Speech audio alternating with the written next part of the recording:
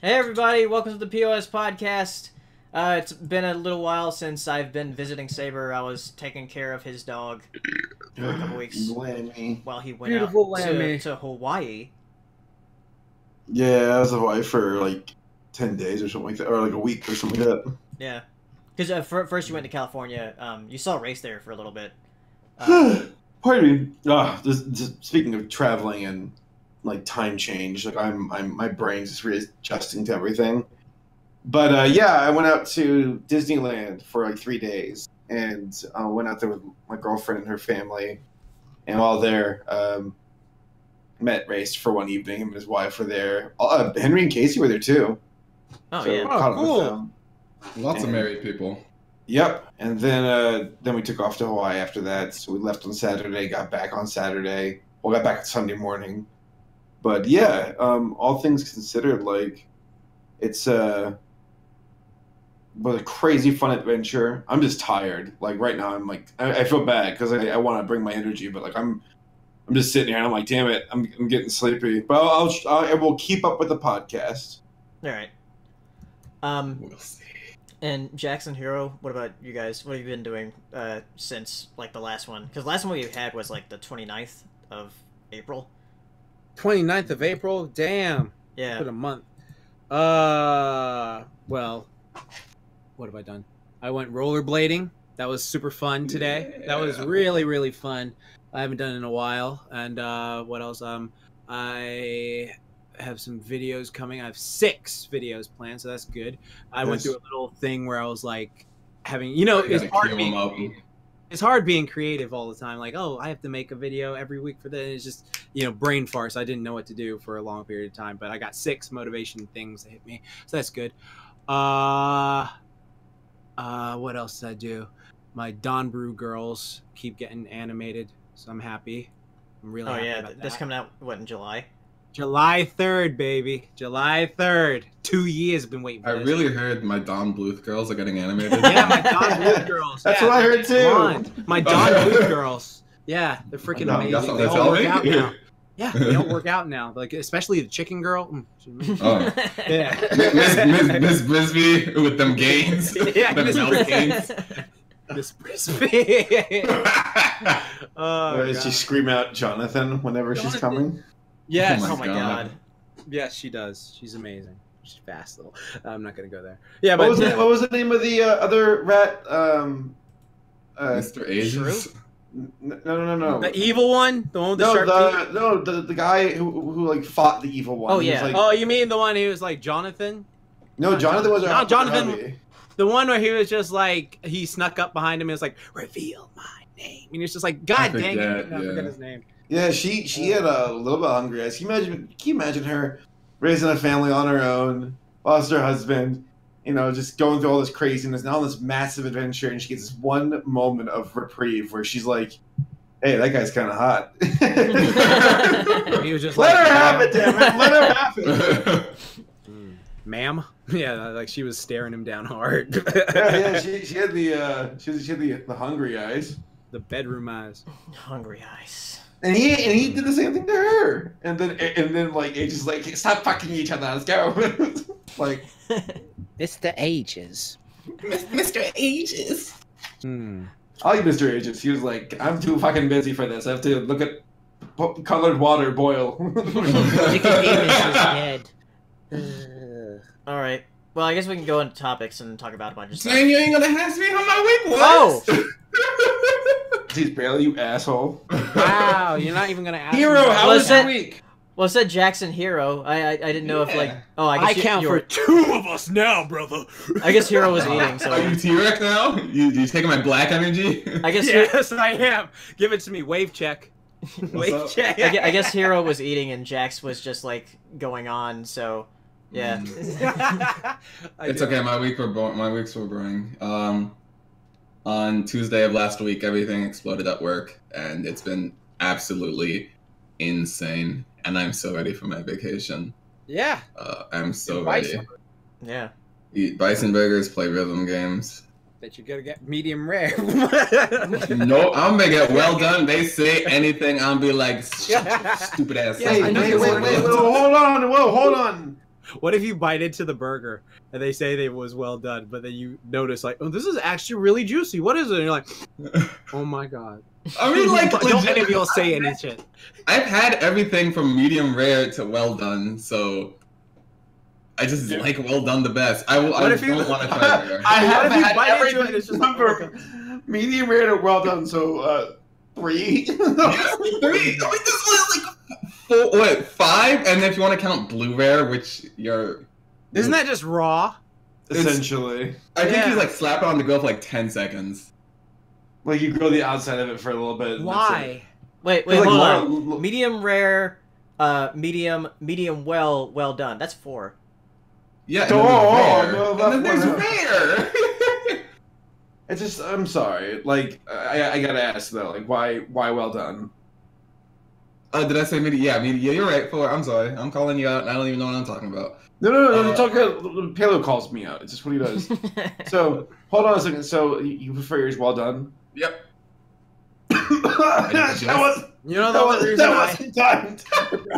Are you choking on the charcoal on that burger? You brought charcoal into appropriate house. Yeah. Use my burger to cook the other burgers. It's all good though, because like I know well done typically gets ripped on in the culinary world. Mm-hmm. Like Laura loves rare. She loves rare food. Like her steaks are like bleeding.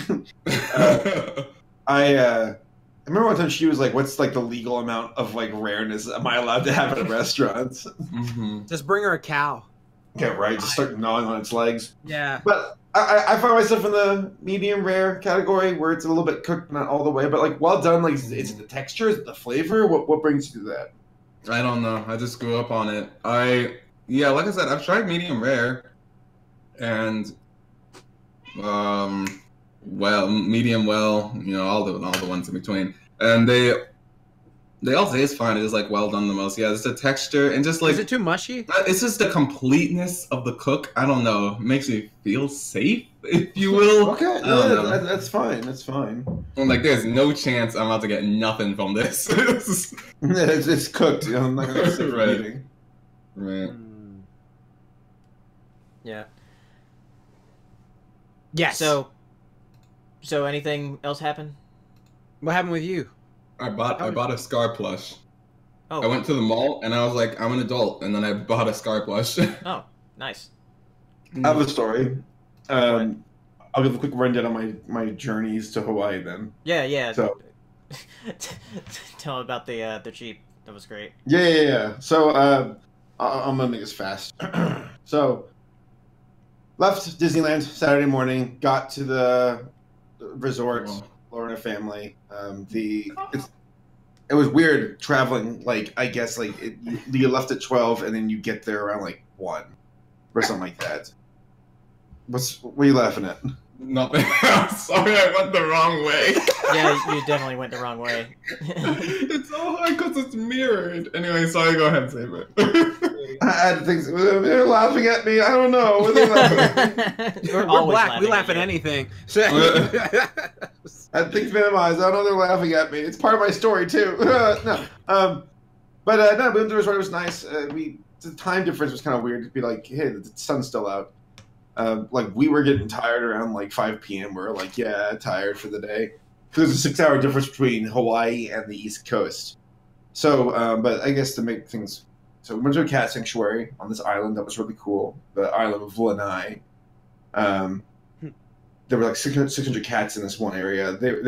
It's so funny seeing them running around, chase you after for food, and like different personalities of ones who are like, hey, I'm the alpha, or hey, I'm just gonna keep crying until you feed me. On the island, we rented a Jeep to get around. Went off-roading near these beaches, which it was permitted. When I drove the Jeep back with Laura and her mother, I couldn't park the Jeep properly in the parking spot because it was just so big and obtuse. And like the person, like I was being told, like don't worry about it, like by one of the like I guess like car rental people. But these construction workers who were natives were getting off of work or out for lunch or whatever. And they were walking past, and they just stood there staring at me while I was failing at parking. And one of them like lifted his finger and started laughing at me, and they all started laughing at me. And I was like, "Oh my god, this is fucking awful! I hate this!" Like, Like from 20 feet away, like this big Hawaiian guy is like, ha ha ha ha, just laughing at my. Oh man, I just wanted to shrink and disappear. This is a cool story. So the next day, Laura and I went to the Big Island of Hawaii, which is Hawaii, and that's the one I guess where has the most volcanic activity and stuff. And there was this mountain called Mauna Kea, and on top of it there are these. You heard me.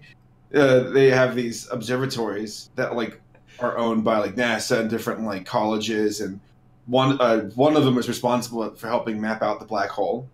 Like this is like top tier amazing technology that's used by like for space exploration and like Hubble and shit like that. Not Hubble, but like photography of the universe.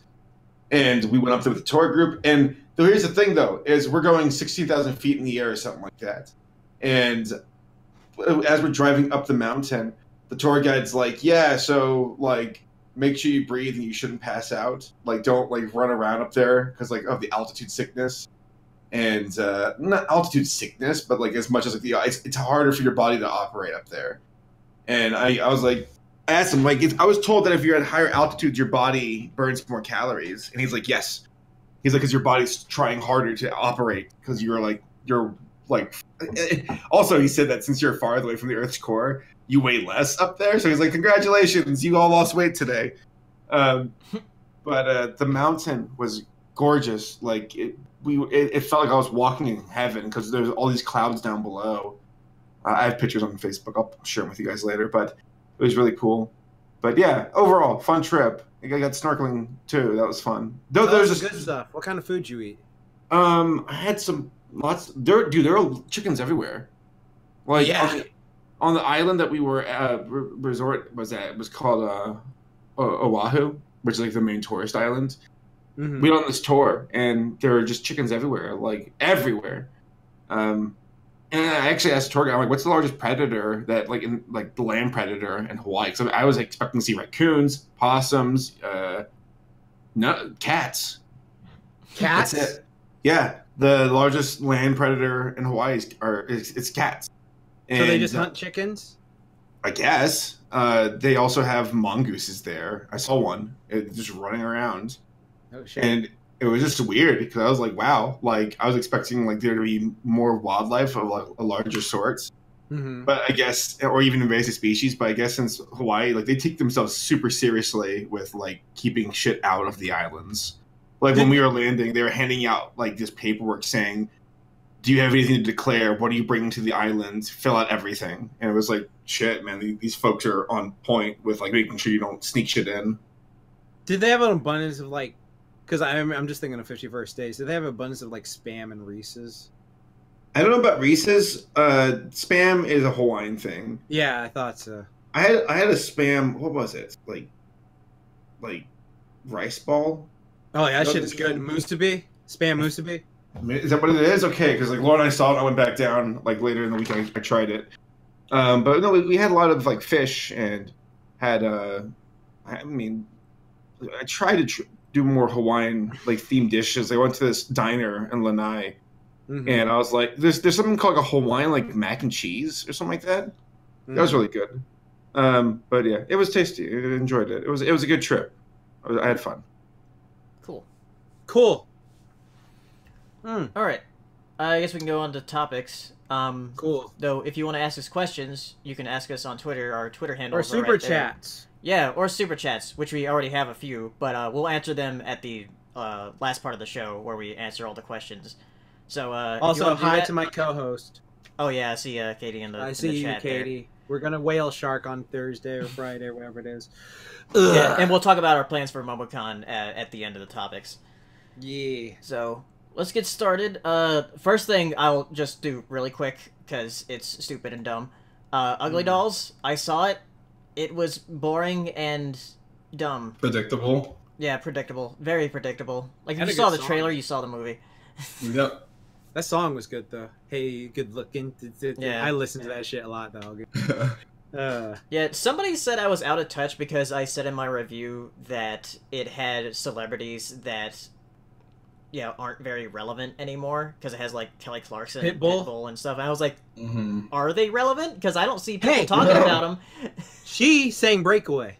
Back in like 1927. Yes. And it still holds up like Beethoven. So there you go. 27. God.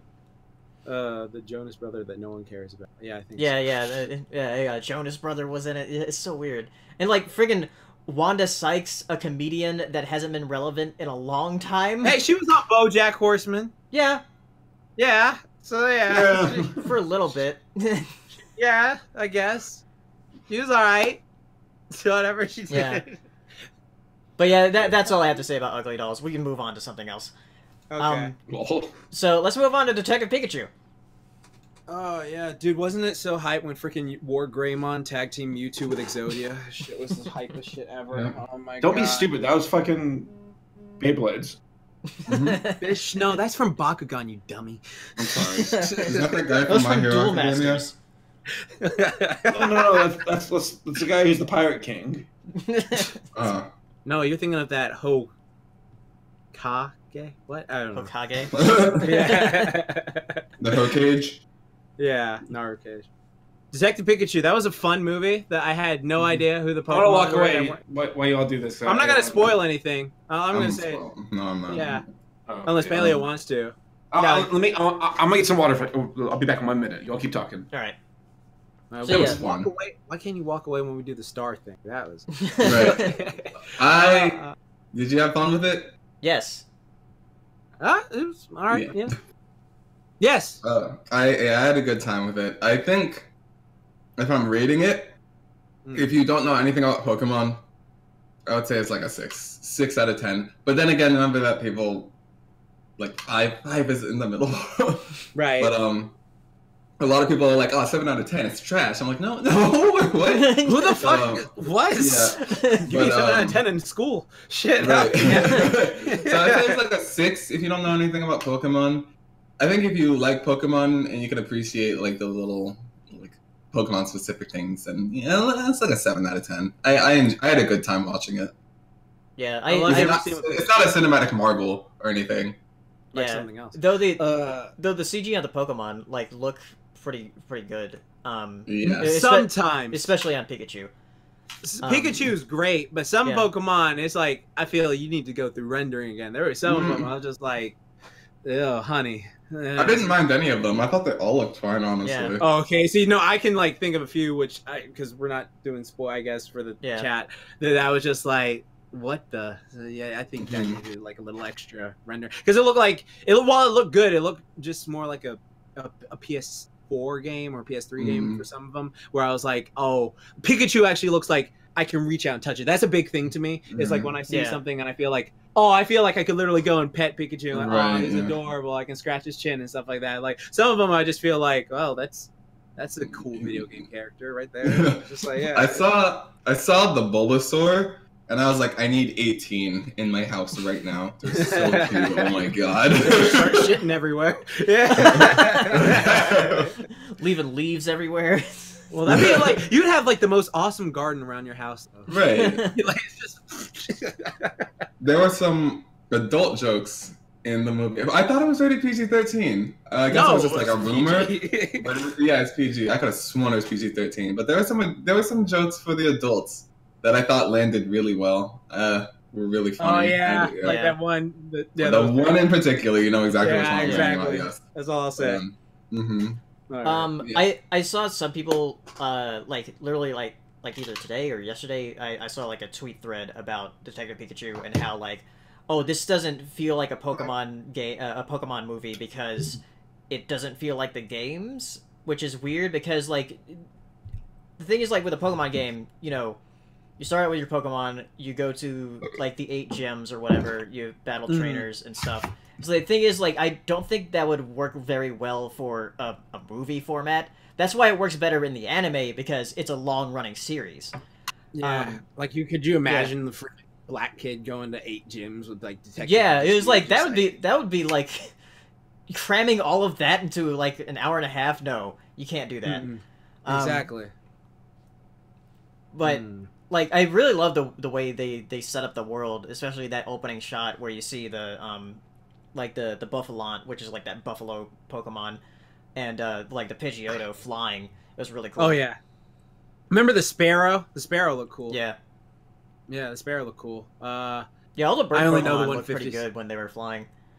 I mean, all you gotta do is just make a big ass bird. So we have right. So it's just like, I mean, there was one Pokemon that this isn't a spoiler or anything, but it was literally just a panda. Now I was talking to Katie about this earlier, and I was just like, "What is it? It's just a panda." Yeah, Pancham and Pangoro, I think. Yep. So what? How is that? Okay, whatever. I guess Butterflea's just a big ass butterfly. I guess whatever. Yeah. There's a lot of Pokemon like in Gen 1 that are like it's just like Pidgey's just a bird. Pidgey's a big ass bird. I'm trying to talk. This rice is so spicy. Oh my god. Did you just check before you got it? Am I looking like I'm in pain? I am a little bit. Okay, I'm doing my best. But yeah, I like the A-Palms. But then again, A-Palm and Ambipom, I like those, which is weird because I don't like monkeys at all. Yeah, it's weird. Me and Saber, like, we recorded our ratings for Gen 3 and 4, and when I came across Ambipom, I was like, I don't know why you like this Pokemon. It looks dumb as hell to me. It's cute. I don't know. I like it. It looks really weird. Anyway, yeah, Detective Pikachu was fun. Oh, I got some cards. Oh, you got cards? Yeah. Did you not get Lucky? any? No. Your theater ran out? No, they just didn't tell me. Oh. Oh, you got D-Box. You are golden. Okay. God Don't damn worry it. about Oh, yeah, now I got a little pack, and they give you 2 cards, and like Lucky. one's guaranteed a Pikachu, and the other one's like some other Pokemon from the movie. Well, you know, it's a good thing I don't get them, because I'll get really triggered thinking of the past, and I don't want that to happen to me again, so yeah. So triggered. Washing them Pokemon cards. No! I'm gonna give them to my friend who actually still plays the Pokemon card game. I feel like he actually has a use for them, whereas I sure don't. Oh yeah, I have this just other. Put them on the wall. This other. Nathaniel Foga in the chat said Charizard, and that's all I needed. I'm sorry, I'm speaking all over you. I didn't even notice. What are you saying? Oh, I was saying I got this Ash's Pikachu from the I Choose You movie when I went to go see that. Oh, okay. Oh, look at you. There was one Pokemon I had a problem with in the movie. Charizard looks like he was cooked 18 times. He was cooked. I don't know why I'm about the number 18 today, but that's a number. You play fighters today? But I'm like, why does he look so crusty? Like, put on some lotion, my guy. It's a dragon. It was weird looking. Oh no, it's not a dragon. Stupid shit. This stupid. All right, I think one of his forms is a dragon. Maybe the X one. Maybe I don't know. Is I don't Saber remember. back yet? Yeah, I've been back. Oh. Okay, so yeah, Detective Pikachu, it's fun. And if you like Pokemon, you'll probably enjoy something more out of it. So next thing, let's talk about a couple finales. First, with the gay got Game of Thrones. Yeah. Go ahead. Take your form. I want to see if this is similar to what Katie said an hour ago. So go ahead. the biggest problem with Game of Thrones, the season. Should we put up a spoiler tag just in case? I mean, I can avoid spoilers if you want to. Oh yeah, you can avoid it. Okay, so the show was wrapped up. There were only 6 episodes this season. The biggest problem that there was way too much going on, and it was just so much stuff shoved in and overlooked, and the pacing was bad. Where you had the momentum of the show shift in 3 different ways in the course of 3 episodes. It was ridiculous. So yeah, it was way too much. It's like, guys, you need to give us time to marinate in this bit. We've been doing shit from previous seasons that we've been talking about throughout multiple seasons, and we need time to let it just sit in it and think and let these characters develop and let the stakes be raised versus them doing so quickly. So yeah, it was way too fast, and it kind of sucked out all the tension, and it came across as stupid and silly. And there was a part in the episode last night where I actually laughed out loud. Like Bale could attest to it. He was visiting. Yeah. And we watched it together. And there was a part where they're like, yada yada, this one character. I laughed out loud. I'm like, are you fucking kidding me? Like, that's ridiculous. Yeah, there were a couple like that. So it's a shame. I don't know what's going to happen moving forward because like a lot of people are not happy with it. And it's a shame in the sense that Game of Thrones was a really good show. Like, it wasn't perfect, but it was a really, really good show for the longest of times. And around season 4, they had to start doing things without the books because the books have not progressed that far. Season 4 or 5? It's like 4 and 5-ish. There's some parts, there's some overlap. Okay. And you start seeing the writers of the show take things into their own like hands, and I'm sure they like consulted with George to get help, but like all things considered, they failed, and it's not a satisfying conclusion. Like, you know, people can argue with me. I know I'm definitely like in the majority of people because right now it's easy to hate this shit. And people are hating Game of Thrones, and I'm sure that there'll be a lot of videos explaining why it's a brilliant masterpiece and then why it's a piece of shit and whatever. But from where I stand, the biggest problem with it is that there's just too much story that's packed into too short of a season. That's a problem. And also, yeah, Imperius brought it up. The water bottles in the final episode, like, they were in like the final shots of the not the final shots, but like, in a couple of the shots you can see water bottles on set under the guy's chair. Yeah, he's under his chair. Yeah.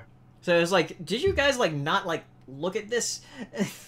Ridiculous, man. It's ridiculous. Did you see like the actors a year prior when they were asked about the finale, and then like yeah, was like, yeah, it's the ending, yeah. Yeah. Yeah, rip to all the HBO accounts. Oh man. Well, they're not gonna watch Watchmen when that comes out. The sequel, Watchmen. It's just like Lord of the Rings has a series being made on Amazon, which I say Lord of the Rings just to kind of represent the franchise. It's based on the second age of Lord of the Rings, so it's not a remake of the Peter Jackson trilogy. Yeah. Thank God, because there's no way they could have done that right. So, or at least come close to comparing to what Peter Jackson pulled off. So yeah, I don't know. We'll see. There's now a void, and it's a void with a sour taste in it because it wasn't like, wow, that was a really satisfying conclusion. I'm done. It's more of a, oh, that's how they finished it. There's also that discussion about what if George R. Martin's like, that's not the real ending, and it's like, oh shit, he hasn't written it yet, so. And the entirety, and correct me if I'm wrong, audience, but I'm pretty sure this is the case. In the entirety of the show's running, George has not released a book.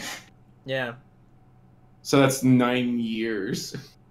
Oh my god. That thing where he was talking to Stephen King, and he was like, how the fuck do you write so fast? Like, he basically straight up asked him that, like, how the fuck do you write so fast? And then Stephen King, like, broke down, like, his writing process of, like, oh, I try to write, like, at least this many pages a day, and then those are the rough drafts, and then, or do what he did during it, and, like, take a bunch of drugs.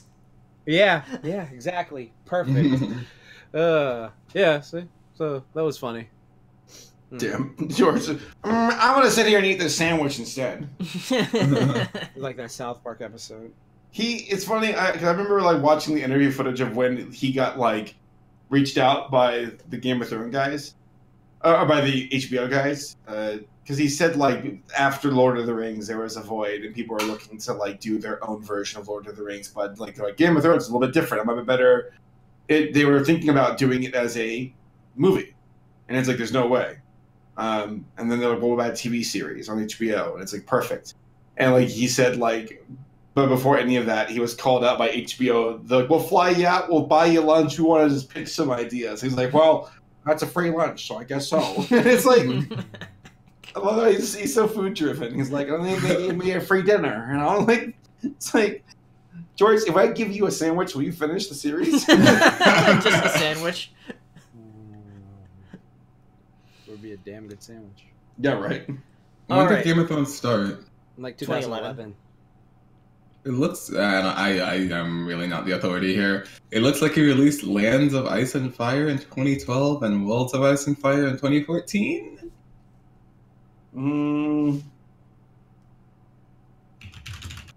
Keep talking. I'll look into this. All right. Well, yeah. And then no one talks. Thing is, like, I was sort of on board for some of the stuff that was happening in the season until episode, like, 5, actually. Like, before White Walkers? Yeah, before I was like, I can deal with it, I guess. But then, like, the whole thing with what happened in episode 5, I was like, this seems kind of dumb, with what happened. So. Yeah, because there are a lot of... The last book, by the way, real quickly, the last book was A Dance with Dragons in 2011. And then When's a Winter he's working on, which is the one we're waiting for next. And after that, it's called A Dream of Spring, which, yeah, right. So, okay. Yeah. All right, so yeah, continue, episode 5. So, yeah, that's when I was like, this isn't going to end well, is it? And, because I know a lot of people, or some people... were kind of hesitant about them changing some stuff from the books after they ran out of material. Like with seasons 5 and 6, even though like I really like a lot of the stuff that was in 6. And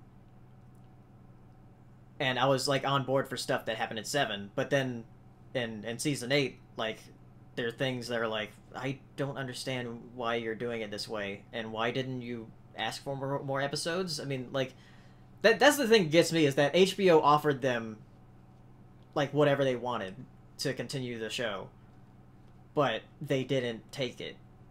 So, yeah, that's what has me confused, like, and why, like, the season feels rushed, and even has, like, editing mistakes with, like, the Starbucks cup and the water bottles. Like, multiple, right? Yeah. It's weird. So it's like if My Little Pony ended on season 5 instead of going season 6. At this point, My Little Pony is guaranteed to have a better finale. Oh yeah, yeah. From what the episodes have been like, yeah, My Little Pony's gonna have a better ending than Game of Thrones. Cool. Yeah. Let's talk about another finale. Star Versus, which ended the same day. I'm definitely myself. Just taking me. All right. I did not like it. We spoke about Jackson. Don't leave. Yeah, you bitch. Don't leave. Don't. I'm attacking myself. Leaves. Yeah. Yeah, just mute deafen yourself. Don't make yourself a sandwich. God I'm sorry. We love you. All right. Okay. Like me and Hero had a talk after you left last night, and we just went over our grievances. Because to me personally, I really, the more I think about it, the more I really like the finale, because it's just like, the thing is, I didn't mind all the filler episodes they were doing this season. Like, I was like, oh, I'm enjoying the season so far. But when we get to the finale, it feels so rushed, and so much stuff, it just doesn't feel well done in that. Is the live stream offline? No. Let's see. Is it? Yep. What the hell?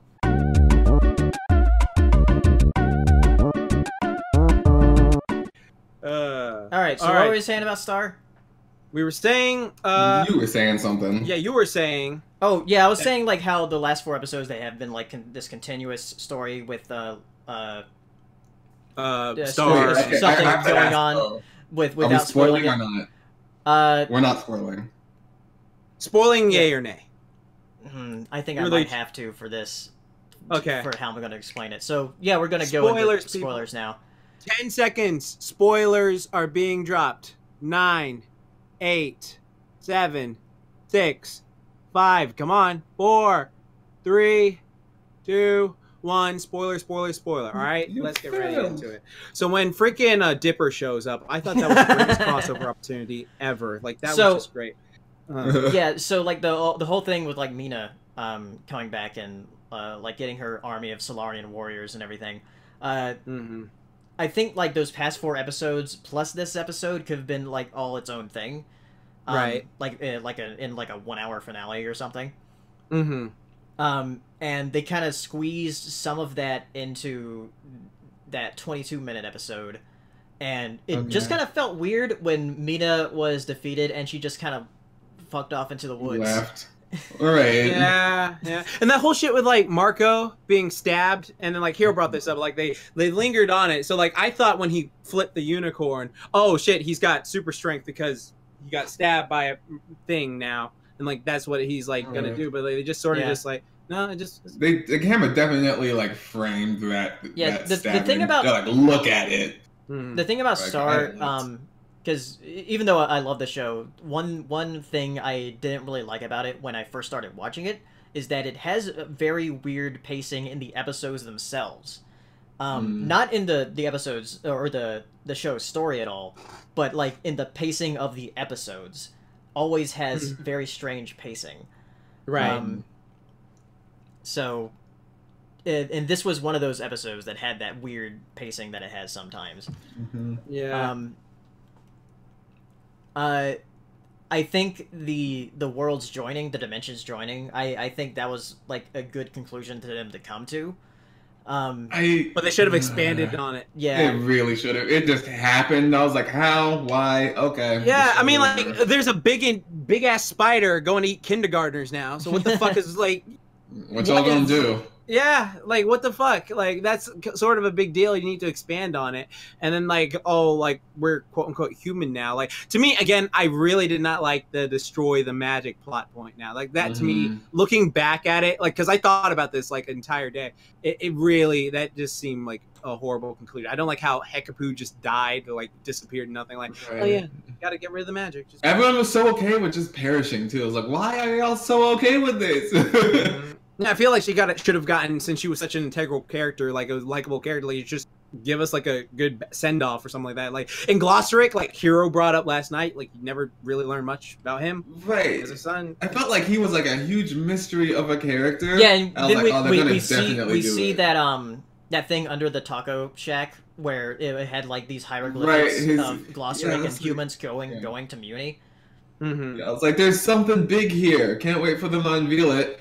And then they sure didn't at all. And the thing with Ludo, like they like sort of brought it back, like, oh, Ludo's gonna come back. Is like a guy who's like, no, I wouldn't do that. I would try to take the one. Like he's like, nah. Like, but then his brother got all upset and he like, oh, well, I'm gonna go make my spider and eagle eat this guy, and then like it's gone. But it sort of felt like they were gonna lead up to him showing up. I thought he was gonna show up and be like, no, Star's mine. You get out. Right, something. But no. But he just wasn't in like the last like few episodes. I was like, where's Ludo? He's like the guy who started maybe building back up. It sure felt like it. Yeah, that's what it felt like. It was weird. I don't know. I don't know if as far as like the this season, because there's a lot of episodes I really liked this season. But I'm not sure if like Disney said, oh, this is your last season, or if probably because it's not a case with like Game of Thrones where like HBO is like, no, make more. This is what's keeping people. This is great. This is our game. this is what's keeping people on our service. Yeah, so it's just I really hope, like Paleo just said right now, that it was one of those ones. Well, I don't hope that, but it's just I feel like that would be better set because like again. I was enjoying because that's what happened with Adventure Time is that they didn't have they couldn't get renewed for more seasons, but they ended up with a decent finale, I think. Like I still think the if you kept up with the show, I think the Adventure Time finale could have done a bit more, but I think with what they had they did well. Right. I was a little confused. I was like, okay, so you have Moon, you have Star, Eclipsa, and Meteora, and Meteora, and you have these other whatevers that they can still do some damage. They got some good DPS, and they can't fight me. Yeah, they could have spanned that spell. You saw what that spell did to those mountains that Eclipsa cast? I'm like, you got this. You guys have got this. If all four of them launched it at the same time, like I feel like that would have been a wrap.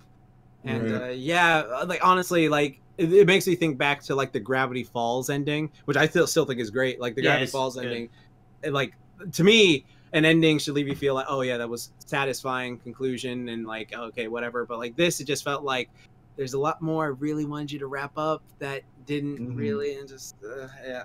It's really the number one thing is Glossaryck. I was like, because I as I was telling you last night, we kind of build him up as like a wacky character, but there's like some mystery to him. You're like, no, he's like really strong, and we just haven't seen it yet, or he's up to something and we haven't seen it yet. I was like, I wonder what it is, and I was like, I'm definitely gonna get it for the finale, because otherwise they have this character that they built up for this long while, and then he just kind of fades off in the black, and that'd be weird. And they did exactly that. And I was like, so what were all the riddles and the mystery? Like, it just felt so weird. I was like, so was he important at all? It's just the thing is, like, the show did like so well leading up to everything, but then there was no payoff really. Right. Yeah. Whereas it's kind of similar to how Game of Thrones ended, except for Game of Thrones did it the whole fucking season. Yeah.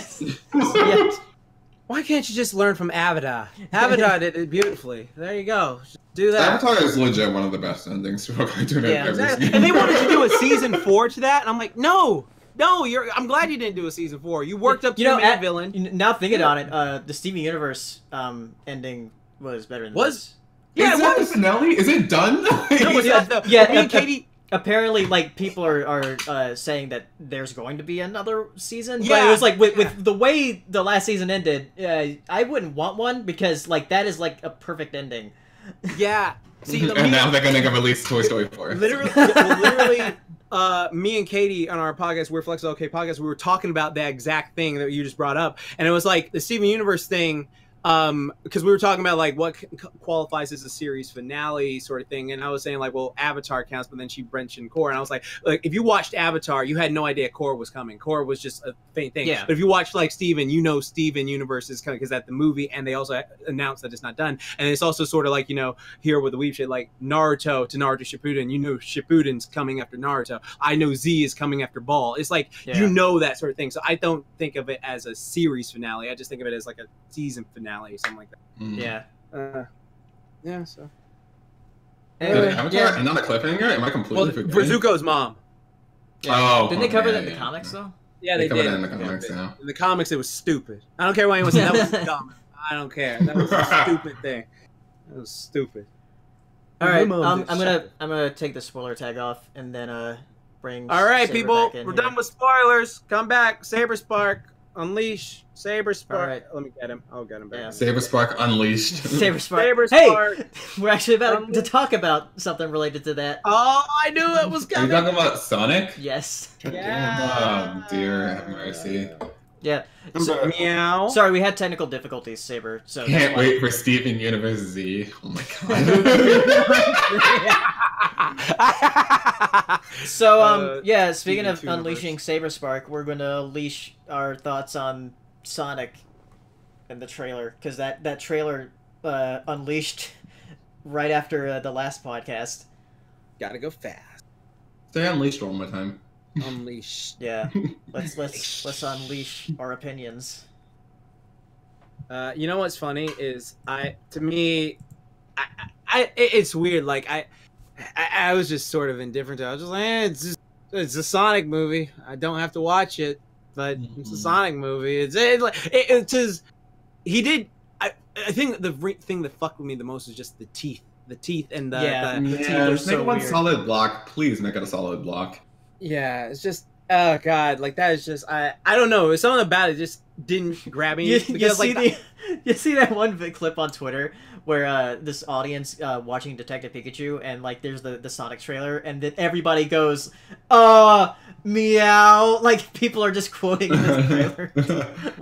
Meow. Look at this picture you have. He legit, like his fur texture and everything, he legit looks like a cat toy. He doesn't look like an actual animal. Yeah, well, he doesn't look like a fucking he's one of the YouTube avatars that are like mine and Saber's. How many movies legit are going to have Gangsta's Paradise? I brought that up on Twitter. It makes how many?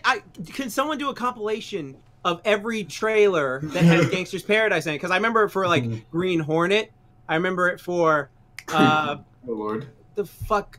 Shit, I know I've seen it in so many. Yeah. I've seen it at least 4 times. I've seen it at least 8. I know for a fact I've seen it 8 times. I know that because I can pinpoint the images. As soon as I heard that first note, it's just I was like, no, not again. Remember that was supposed to be a serious song, and he got mad at Weird Al for it. He was like, "This is a serious song." Oh, did he get mad? Yeah, he got really pissed off at Weird Al for like doing the spoof. I mean, it is kind of a serious song though. Yeah, wasn't there like something to do with Michael Jackson? Where he was upset at Weird Al, like, no, you can't do like music. No, it was Kurt Cobain. And wait, but the one with the guy who did the "Smells Like Teen Spirit." Yeah. And I forget what the discussion was. It was something where like he's like, oh shit, it's supposed to be like an honor for Weird Al to spoof you, and it's only I'm not sure if it was Kurt Cobain, but one of the artists who was a bit like reluctant at first went, okay, Weird Al, you can do a thing about my song, but just don't make it about food. Oh no, I heard the opposite. If that's what you're saying.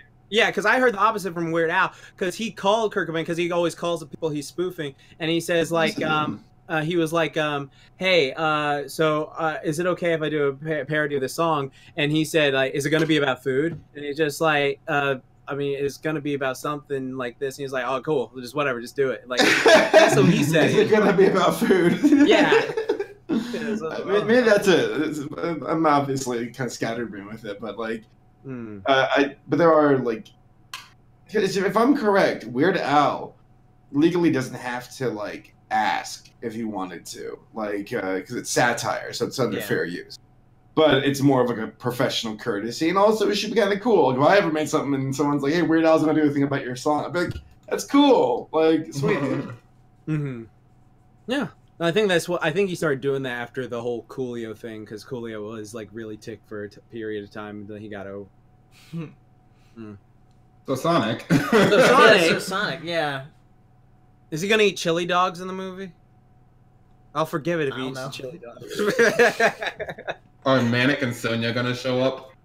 Is Sally gonna show up? Is she gonna make me question myself again? I want to see Manic's absolutely ludicrous anime hair in this style. That'd be just Manic's only in Sonic Underground and like the comics. Never again. What about that French guy? I've never seen. You remember the French guy from Sonic's Adam? Yeah. Who was in love with Sally? I legit never seen like characters retconned as hard as Sonia and Manic. They just don't talk about them. They're not even in the games where they're like, here are all the Sonic characters. They're like, no. I don't think they've ever been in the games. They're like, they did not happen. Actually, I don't think Sally's been in a game. No, she's only like comic. They're like, we like Amy better, and me with my 90s ass is like, why? How dare you? I say 90s, but Amy came out in the 90s, didn't she? Sally is one of those girls that makes me start off a conversation with. So, what do you guys think of Jim Carrey in Sonic? He's bringing his Jim Carrey-ness that he was trying to get away from a couple years. Yeah. Last movie he did that was like goofy like that was it like Dumb and Dumber 2? Like that was the last one he did where he was like really goofy again. But like I remember when he was trying to be serious and then he just retired because he wanted to paint. So I mean, hey, he's getting a paycheck. It's weird. I'm having a hard time. Everyone's like, "Oh, he's gonna save this movie," but for real, all I see is Jim Carrey acting the Jim Carrey way instead of Robotnik. Yeah, it's really hard for me. That is a fair point because like I agree. Folks are like, "Oh, Jim Carrey's gonna save this movie," and it's like, no, he's just gonna be Jim Carrey. Like, and that's not the entire movie's a fucking mess. Like, it's so bad. Even though they're like, we're gonna change his design. Because like there was an announcement where the people from Paramount like, we're gonna go back and make his design. We heard what y'all had to say, and it's like, fuck off. Like this movie shouldn't exist. Like that's where we're at. It shouldn't exist. Cyclops. I don't know. My theater didn't laugh at anything. None of the jokes. Stupid. It's a disaster. The movie looks like it's a fucking disaster, and like the only reason you're not gonna watch because it's good. You're gonna watch because it's bad. It was. Sorry, huh? No, I just feel bad for Sonic fans. They never get a break. Right. I really, really want Sonic to do well. Every time something Sonic related comes out, I'm like, come on, guys. I'm not even a Sonic fan, but it's just like, hey, please do better. Sonic Boom was great. The show, not the game. The show, not the game. Yes. But yeah, so Sonic Mania was great. Oh yeah, I agree with you there. Sonic Mania was all. Watching it was made by a fans. by a company. Yeah, it was made by fans at first, and then Sega's like, "Hey, you want to make this?" And then they're like, "Okay." It's just watching this trailer in the movie theater was like it's just that secondhand like embarrassment, awkward feeling. Like I mean, the trailer prior I think was that Angry Birds 2 trailer where although I didn't laugh, everyone in the theater was everybody in my theater laughed. I was like, okay. Yeah, they're coming out with one. Oh, shit. But yeah, people were cracking up at that, and then this came on. It was just silent. I was like, "This is weird, man." Yeah. Hey, I may be an idiot, but don't insult my intelligence. Okay. It's weird. All right. Next thing, let's talk about Gendy's new project. Yeah. Primal. Gendy Tartakovsky. He's doing a show on Adult Swim. So I guess he got that taste of like adult animation with season 5 of Samurai Jack, and he's like, I want to go back and do like something like original. So he's doing Primal about a caveman and dinosaur. I'm glad he's using the animation. Yeah, I know, right? I'm so glad he's taken a character that was in Dexter's Laboratory and given him his own show now. And just, it's like, that's the one. Oh god. But yeah, it looks really cool. Looks brutal. Yeah. Yeah. God. It looks pretty. Yeah. It's fucking T-Rex ripping off the jaw of the other T-Rex. That's just like, oh shit. Yeah, I had like a woolly mammoth like fighting a T-Rex. I'm like, that's kind of cool. Yeah. And then the wolves, the way they looked, just like, oh, yeah, we're fucking. It's like a big old like primeval like world of dinosaurs and like mammoths and saber-toothed tigers and shit. It's like, it's cool, man. It's fucking let's do it. Here's a question for y'all: do you think the caveman's gonna talk, or is it just gonna be a quiet show? It'll probably be very quiet to start off with, kind of the same thing as Samurai Jack. Gendy's has experience with that with Samurai Jack because Samurai Jack was. He barely talks, but he talks though. So like, do you think the caveman's gonna like not talk at all? He'll probably talk, but he'll be a man of few words. Okay, like Jack then. Okay, I can deal with that. Yeah. Because that'd just be like a weird show. Like if there's like no voice actors, just a bunch of Ryan animals and. Well, this is gonna be a show where like this is gonna be a show probably the visuals do most of the talking for it. Yeah. Well, he's great at that. Like when he does his visual stuff, he's amazing. Brought his A game in. Wasn't Jamurai Sack? Jamurai Zach. Samurai. No. Jamurai Zach. Jamurai Zach. Dude, episode of Jamurai Zach. This is revenge for every time he did it. I'm gonna call that this episode Jamurai Sack. Jamurai Sack. Wasn't that like mostly visuals talking though? Yeah. Yeah, but Aku was very vocal and right? They're like there were things. There are some episodes that had a lot of dialogue, but then like most of the episodes there is like very little dialogue. Mm-hmm. Yeah, because like all Jack would just be like, "Yes, I will find it," and then he just walks off somewhere, and then he just like goes and fights a magic Mapoon robot, and then that's it. Yeah, but yeah, I'm hyped for it. I trust Gendy. He does great work. Yeah. All right. Next thing, talking more about cartoons. So the Rocco and Invader Zim movie are both coming to Netflix. Now? Right now? Like, are they on Netflix right now? But sometime in the summertime, yeah. Oh, okay. So Nickelodeon's just not gonna air them, I guess. I mean, more people will watch it on Netflix, to be honest.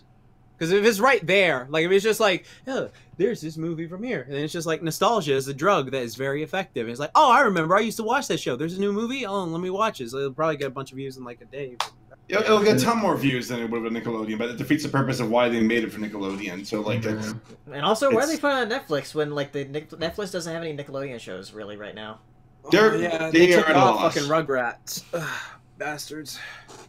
Where does Heifer find his pants? I'm just looking at this image. Like, literally where can you find that? Heifer? Yeah. Well, didn't his wolf parents give him a pair in that one episode when they were talking about how they found He him? just wears the same pair every time. Yeah, it's like a cartoon. You know how like they have like a closet? It's like a review bra, how he has a closet full of suits and stuff like that. I swear the 90s made that joke so much, and then they kind of stopped in the 2000s. Yeah, they get Kim Possible who changes the clothes.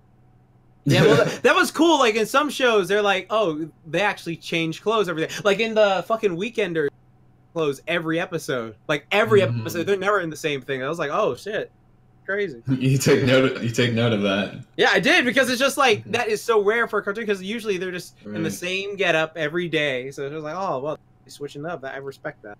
I'm probably more excited for the Zem movie just because I want to see Zem take over Earth.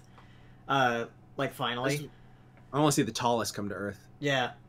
The Static Cling movie for Rocco, it seems like they just want to see how they are going to react to the way society is now. Because you saw that trailer making fun of like modern stuff, right? Because it's Rocco's modern life. That's what the entire point of the show was making fun of modern times. Right. It's weird because I feel like I got my fill of that from like the 2 or 3 jokes they made about it in that Hey Arnold Jungle movie. I was like, ah ha ha, they're in the past, but now they're in modern. Oh, okay. To me, you know what always bothered me about that thing is just like it clearly takes place like a year later in their world, and like for us that was like the 90s. So that when we watch old Hey Arnold, it's very much like 90s or early 2000s with the technology. So it's like they had a technological boom because Rhonda's on a smartphone doing all this other stuff. Big Bob. You just gotta not think about that. Yeah, it's just like it's such a big thing there. Like a big technological boom happened in that time frame. Do you think it's gonna be better than the Arnold movie? Do you think it's gonna actually hold up? Yes. Wait. Well, Rocco. Either Rocco or Invader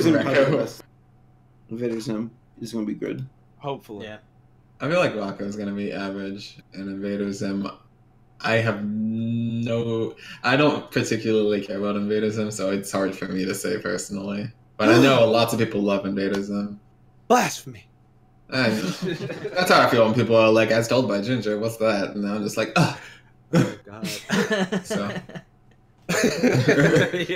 sorry, different strokes for different folks. It's fine.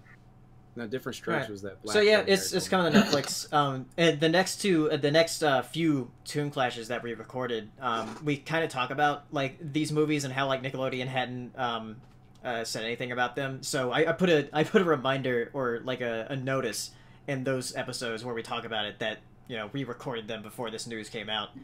But anyway, let's move on. Talk about this is something me and Hiro can talk about. Mario Maker 2 had a direct, and yeah, they added a bunch of stuff to Mario Maker. That trailer or that direct, I guess, just for like I swear it was like 7 minutes. They're just like, we added this and this and this. And this, and yeah, this, they just kept going. Like, you're like, oh my god! Stop. I have no problem with that. I like content. Yeah. Why not?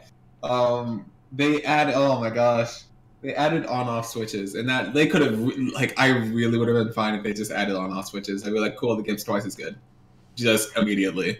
But the rest of the stuff is gonna be super cool. Paleo's the 3D Mario guy. I like 3D Marios too, but I'm the 2D Mario guy. Yeah. I like them a lot. Though with the original Mario Maker, I didn't get like quite as into it. With this one, I think I'm gonna get a lot more into it because of just how much they're adding. How much stuff. Yeah. Because there's a lot of things I didn't even realize they didn't put in the first one. Like auto scrolling levels. Like yes. Yeah, people are gonna get really creative with that. Yes, they will. Yep, I'm excited for multiplayer. Yes, that's so cool. You can play online. Hopefully the lag isn't like horrific, but yeah. The only people I'll be playing with are on the East Coast anyway, so whatever. Yeah. But I think that's gonna be really cool because people get to make stages specifically for multiplayer, specifically for competitive multiplayer, and specifically for cooperative multiplayer. That's yeah. Oh, the biggest, I'm so excited. The biggest thing for me was that they added a story mode, So yes, that's so great. Yeah, they're gonna have like 100 like professionally made levels from the team. Right. So that'll be really cool. Which will teach people how to design courses. Yeah. Which is great. I think they like sort of made a point to say it, but didn't say it outright. But they basically said it. They're like, these 100 courses they're gonna help you find out how to make your own courses and how to use these tools. Please play them. Yeah. So you don't make trash courses. Yeah, I'm excited. It comes out in like a month. Yeah, like the end of June, sometime around then. Yeah. So I'll be excited, and they're probably gonna talk about some more stuff during E3, because they have like the different styles. They have the Super Mario 3D World style, and that's separate from the other other styles. And I'm wondering if like one of those styles, if they add more, one of them will be like a Super Mario Brothers 2, because that was completely missing from the first game. Right. And there's a lot of stuff in that game that you can't do in a normal Mario game, because in Mario Brothers 2 you have like the vegetables, the turnips that you that you stand up on and then pick up and throw. Yes. Yeah. And it's a lot more puzzle oriented, I would say. Yeah, like going into rooms and stuff. And also a lot of enemies from that, like picking up enemies like the Shy Guys and everything. Right. So that would be interesting if they add that style. It's totally going to be a Super Mario Galaxy style, duh, obviously. People are thinking that. Oh, why? No. Because of the gravity mechanic. Which they could do that. Yeah. Design a Super Mario 3D world? Or no, a Super Mario Galaxy world? That'd be a lot. Yeah. I don't know. But I would love to be proven wrong. That'd be super cool. You make 3D levels as well. If they oh my gosh, if they added Super Mario 64 as a part, I would like die. I wouldn't even get to play the game. I'd die. I love that game. So yeah, I'm curious to see what they announce at E3, provided they do. Yeah. All right. Last thing before we move on is let's talk a little bit about MomoCon and what we're going to be doing there. So, Jax, Saber, you guys can... Yes! You guys can come back in. We're having whale sharks. Can I please reenact what you just did? Sure. Just looking at your phone. Jax, you can come back. Yes! Yes. Cat and Falcon. The first time we're going to go swim and hunt some whale sharks. That's going to be fun. Then we're going to go get some bison burgers afterwards. So that's going to be really cool. And then we're going to go to the con. And then we're going to sign autographs at the con. And then we're going to walk around the con. And one thing that you should do if you're going to MomoCon, if anybody in the chat is going to MomoCon, you should download the MomoCon app. Like me. Yeah, it's very like simple to use. You can look at your schedule and lineup, and you can make your own schedule for the different panels you want to go to. And if you look at lineup, you can see all the different guests and like see the panels that they'll be on. It's really, really helpful. It's probably one of the best convention apps I've ever seen. Yeah. A lot more conventions should make an app like this. I only have 4 likes. Go like me. Where do you find yourself for that? You look at 13 likes. Look at schedule and lineup, and you can see yourself on there. Round table's got 15. Paleo, how much is Paleo? Paleo. I got 10. Yeah, lucky. Paleo gets 10. I only got 4. Come on, y'all. I liked you. I liked you too. Oh, that's not sweet. Yeah, why do you only have 4? Yeah, no one likes me. Because wait, Jesse Cox is going to be there? What, Jesse Cox, really? How do you look up the guest? You just go to schedule and lineup. Dude. It's under lineup. Yeah. ProZD has 30 likes. You should have a lot more. Well, Paleo, you're only 3 times less popular than ProZD. Good job. That's pretty impressive. How come you guys get a photo? I don't get a photo. What? I want a photo. I don't get a photo either. I don't have a photo either. I'm looking at the wrong section. I love how everyone's looking at this app right now. Sid Nap gets 2 likes. Come on, y'all, please. I'm nice.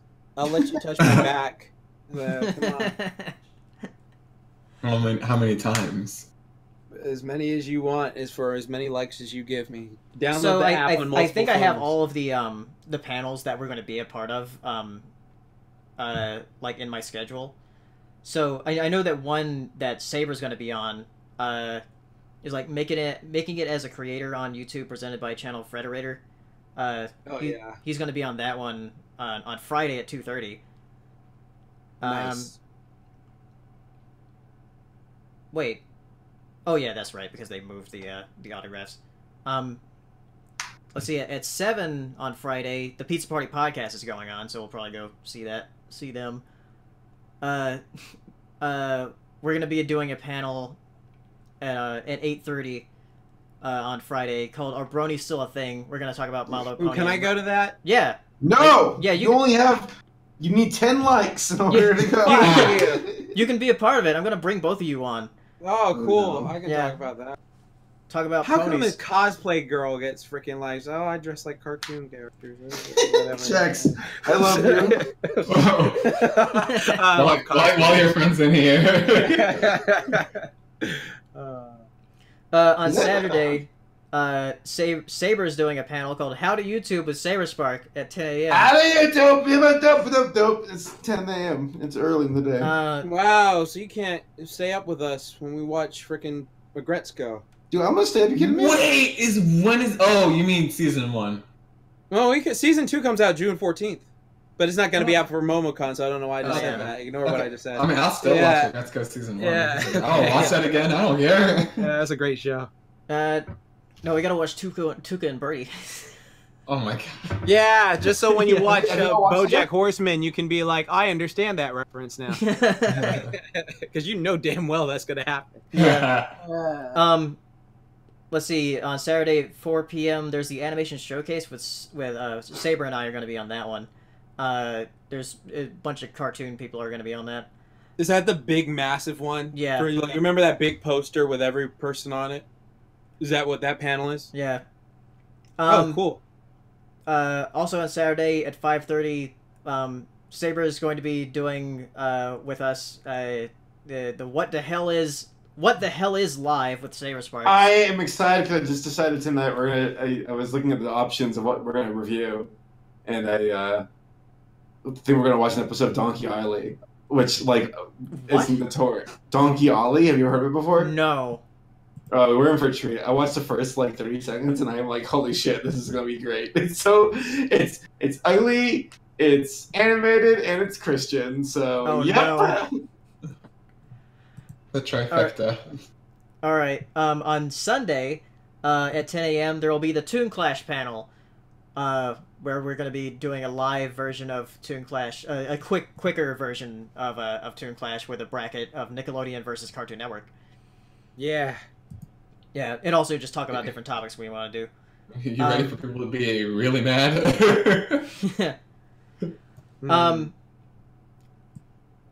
At 11:30, Jax and Katie are doing their Weird Flex But Okay podcast.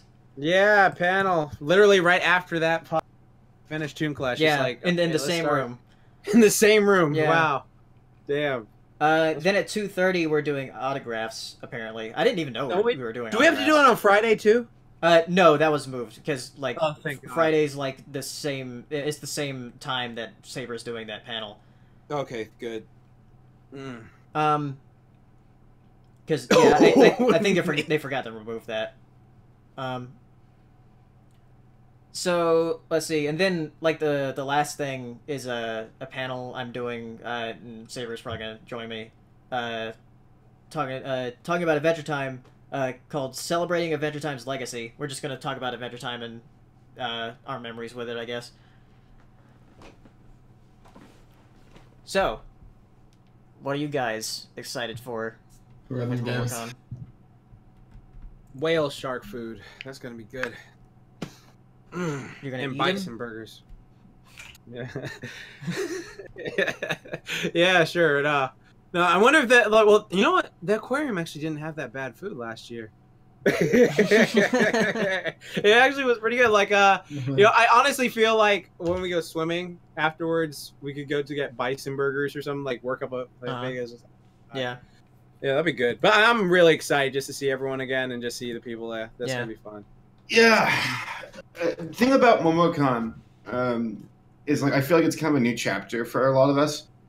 Where like we've done the pony conventions for so long, and I mean I think I've been to more than any of you guys. Yeah. Which like at this point it's like I love going to them and I will keep going to them. But like weird flex. Okay. I was about to address that actually. I'm like I probably been to more, probably the best. No. But like statistically speaking, I mean I'm just saying like I've been to a lot more than you'll ever go to Hero. And more than you'll ever done. Because they're all dying out. Yeah, right. They're dying.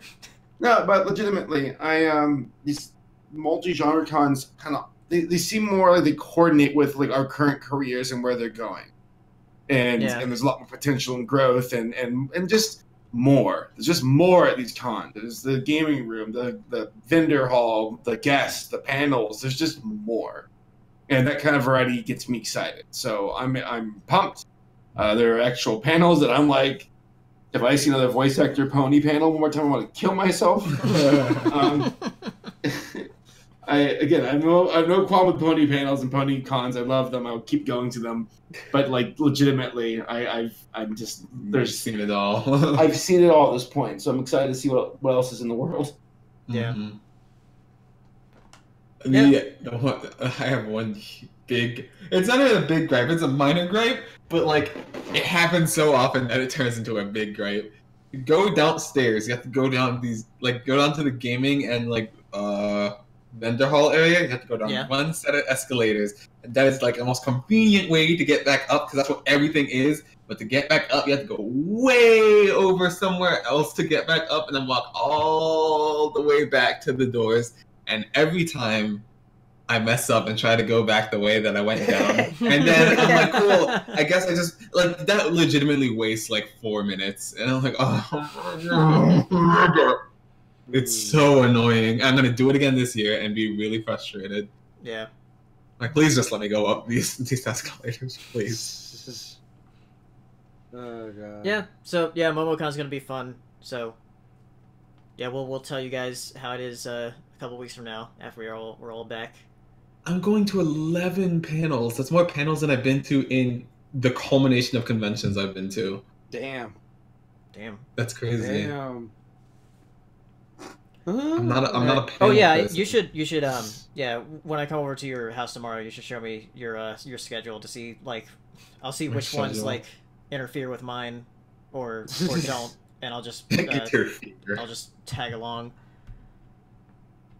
Oh, I thought you meant like interfere with the ones that you were on. Okay, like I'll see which ones you're going to that are the same time as mine, and I'll reschedule them because you have to watch me.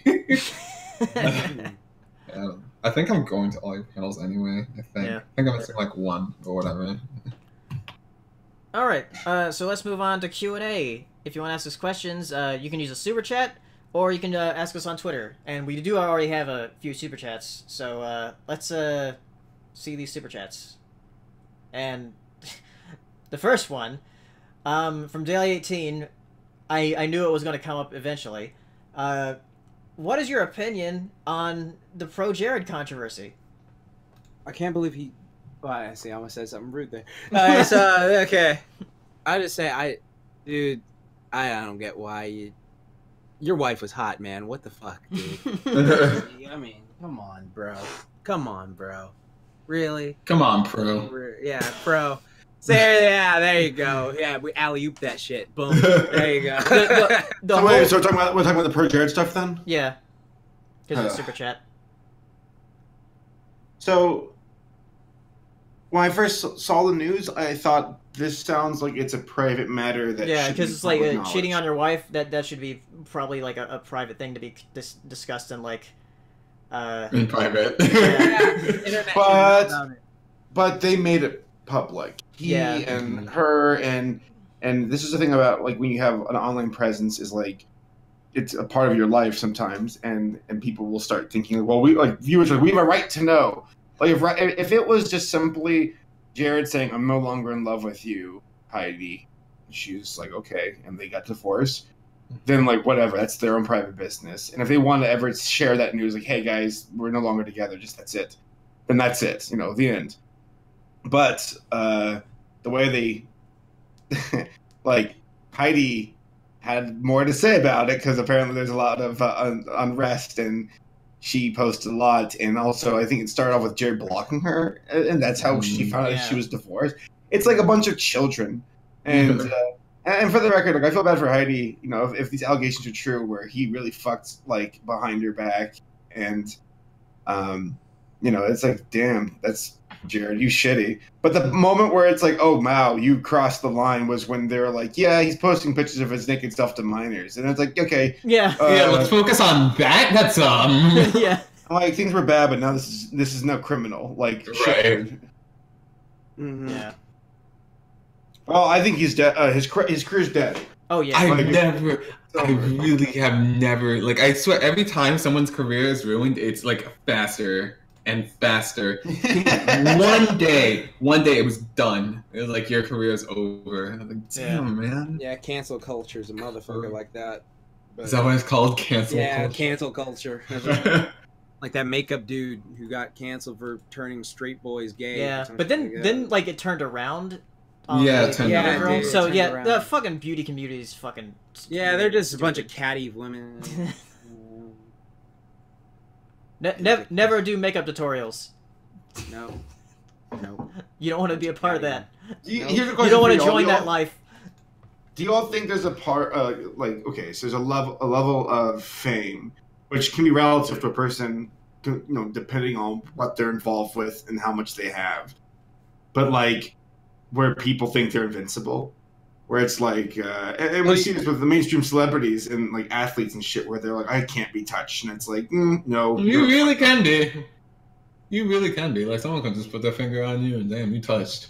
Well, I don't even mean physically, but I know. But yeah, but really, it still is about that easy. You make one false move. Do you mean like do you mean like just celebrities or wealthy people in general? Well, and I mean, because I know there's a certain. Okay, like because I'll say this for you right now, like if you're talking about just celebrities, then I feel like there is like a certain level where they feel like, oh, I can't be touched because I have all these connections. But then like there's certain wealthy people. There are wealthy people who do really, really horrible, foul shit on a daily basis and get away with just because money, like money. Well, money means like if you have a certain amount of money, you operate on a different set of rules, even the law. Yeah, and you can get away with a lot more shit. And though I think it was Dave Chappelle's stand-up where he said like it's only when wealthy people start fucking with other wealthy people do things get ugly, and unless they're the mob. Yeah, and like the or if like because I mean we do have a bit of an outrage culture, and if they catch on that you fucked up, because there's a handful of things where it's like if the public finds out that celebrity yada yada raped a girl or a guy.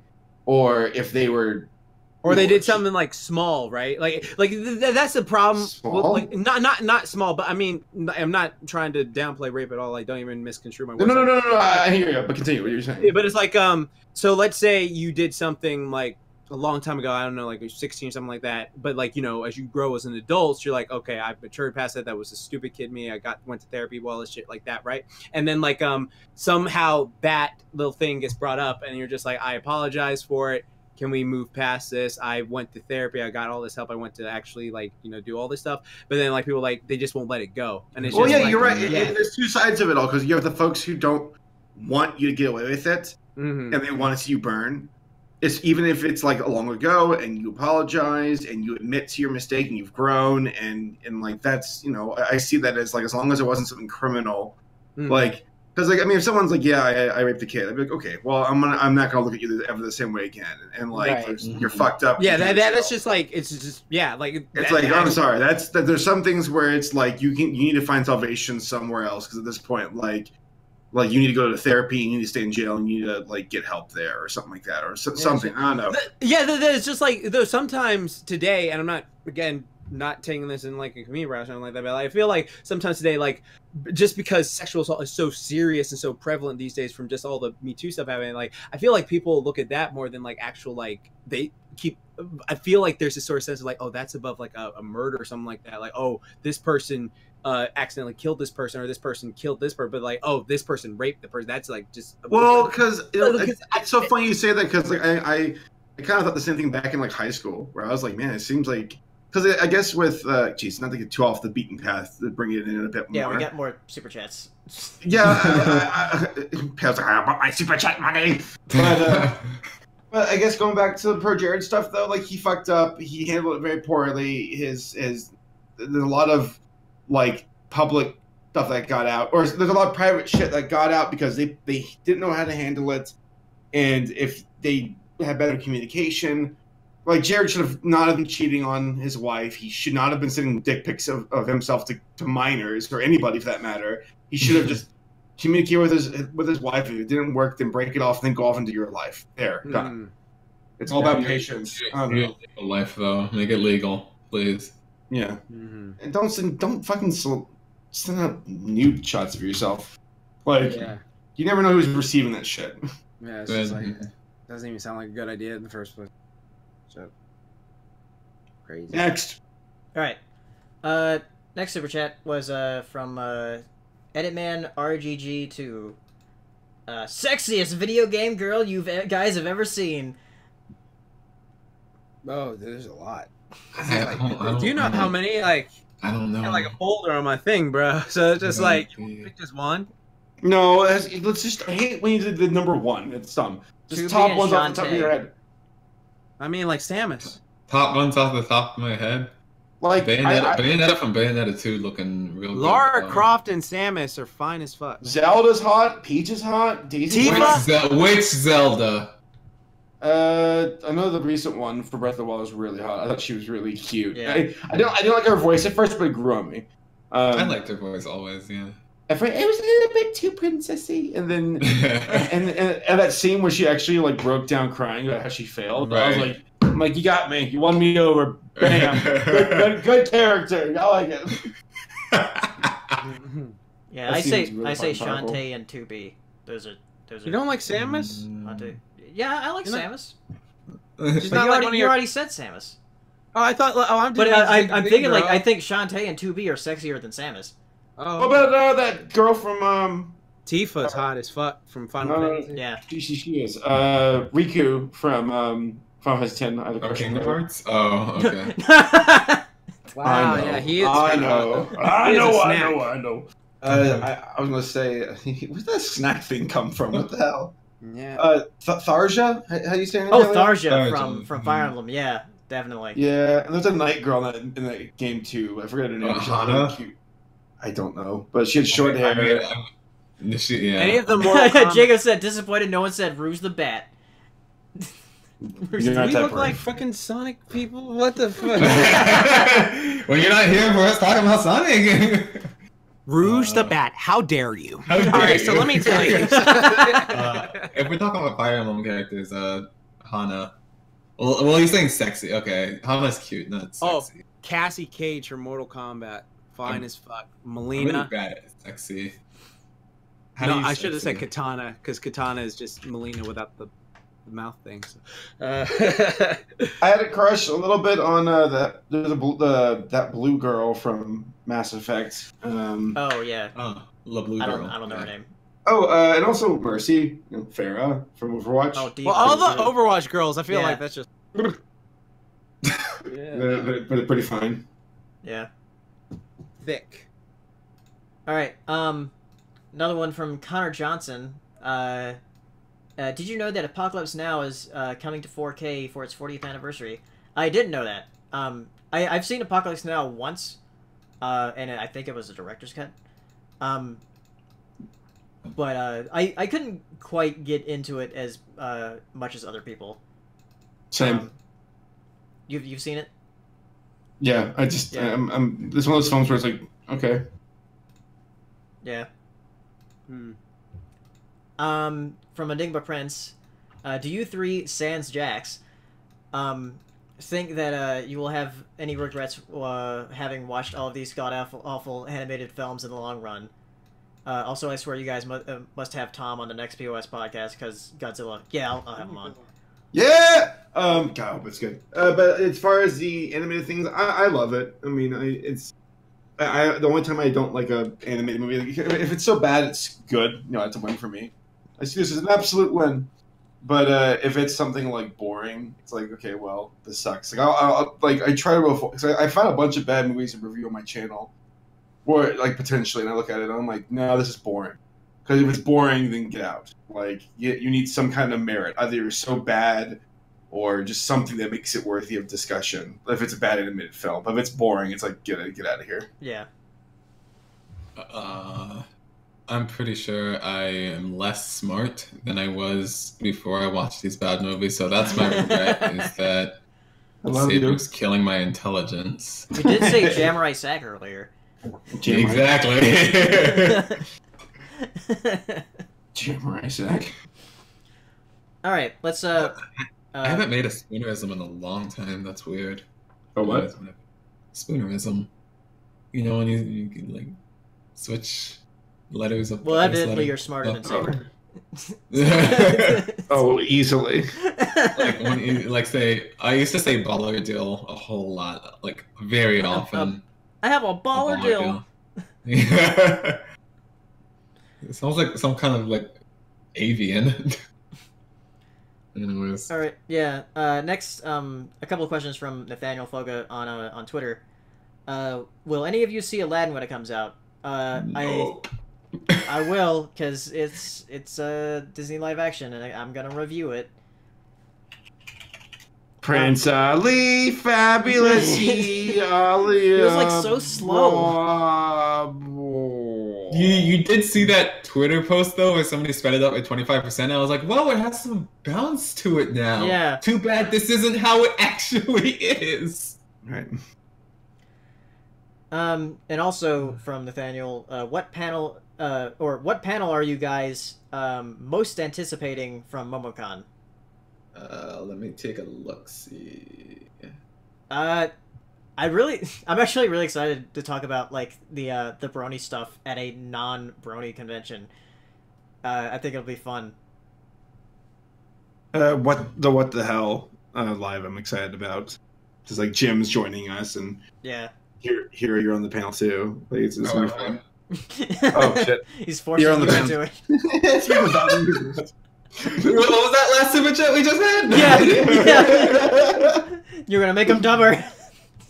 I'm excited for what's it called? Name That Tune video game edition. Oh yeah, I'll have to join you for that. It's really early though. It's the only problem. It's an 8:30. Oh wow, what day? Yeah, Saturday. Okay. Well, Saber has an early panel that day at 10 a.m., so I might join you anyway. At 10? Yeah. Okay. It'll be fun. Major Mekazawa asks, are you guys interested in seeing the HBO Watchmen's miniseries? Oh, it's a miniseries. Yeah. So, it's just going to be one thing. Okay. Keep talking about. I've got to take a piss. So we're going to take a break during questions. Is it after the movie? I don't know. Because that's something I'm curious about, is if it's after the comic or the movie, like how it's like taking place. I'm assuming Rorschach's book got public, and that's why all the Rorschach masks are out. Yeah. Major Mekazawa also asks, some of your favorite action sequences in film and television. Action sequences in film and television. Man. I mean, I feel like I've said this a whole lot.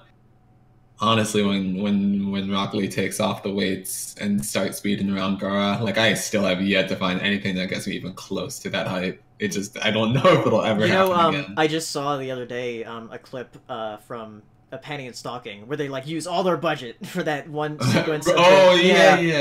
Yeah, that looked great. The Scanty and Neesocks episode? Yeah, Scanty and Neesocks when the that episode is godlike. Yeah, it's so good. It's really great. Like driving that fucking like Humvee on the side of the building.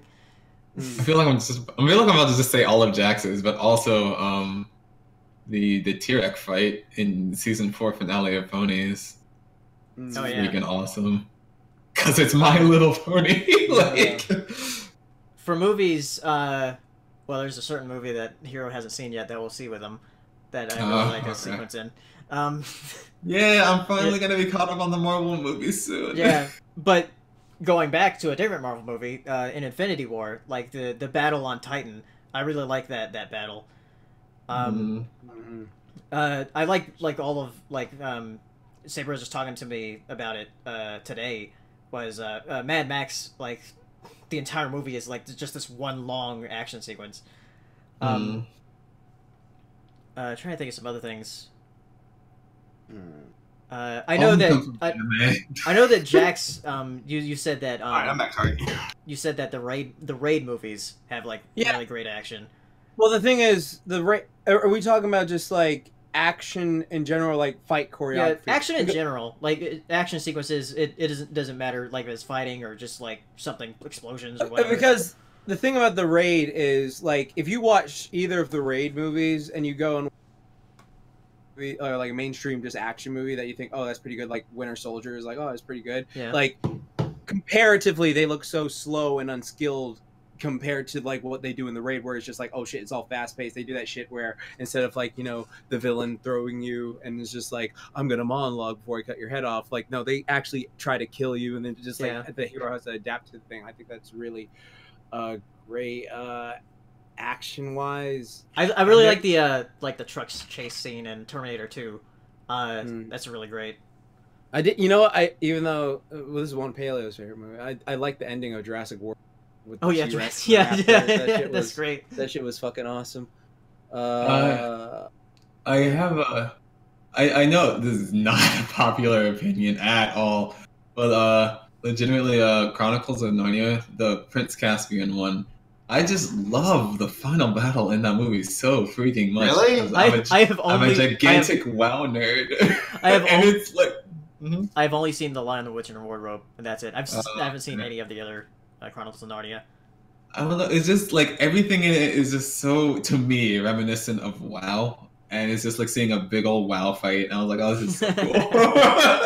This is so cool. I like the Chronicles of Narnia movies quite a bit, actually, but I know not a lot of people do. So the first one was really good, yeah. They got progressively a lot worse. And again, mouse with sword. You can't rip it cheap. You know how much I love mice with swords. Reap it cheap. That guy's great. I love him. So freaking cool. Reap a cheap? It's his name, Cheap. Huh. You guys have any questions? You guys have any questions you wanna answer? I do. I feel like more people can answer this than just me, but Evan Emanuel asked, what are your thoughts on the rumor that Legendary Pictures is making a live-action adaptation of the Pokemon Red and Blue as part of their Pokemon cinematic universe? I can't believe that for a second. Yeah, but and like I was saying earlier, like that won't really work that much in just one movie. Mm-hmm. Yeah, that's why I said Pokemon Cinematic Universe. It's got to be a whole lot of them. I don't think that would work. No, I'm with Paleo. That won't work. But if they do it, I will watch it. Yeah, I'll watch it. I'll go watch it. Yeah. I'll be disappointed, but I'll go watch it. Then it turns out to be, oh my gosh, what if it is so good it has like a villain as good as Thanos? Life's not fair, is it? That's not Thanos, that's Scar. Yeah.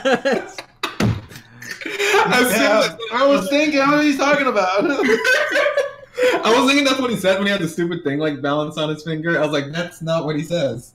Yeah. That's perfectly balanced. Perfectly balanced as all things should be. Yes, that's what he says. Uncle Scar, what are you talking about? I'm the King Scar. I don't even know who you are. Major Megazawa has another question here. Since G-Kids/South Factory are doing a Ghibli Fest again, nice. What are some of your favorite Ghibli films you want to see on the big screen? I'd like to see Princess Mononoke.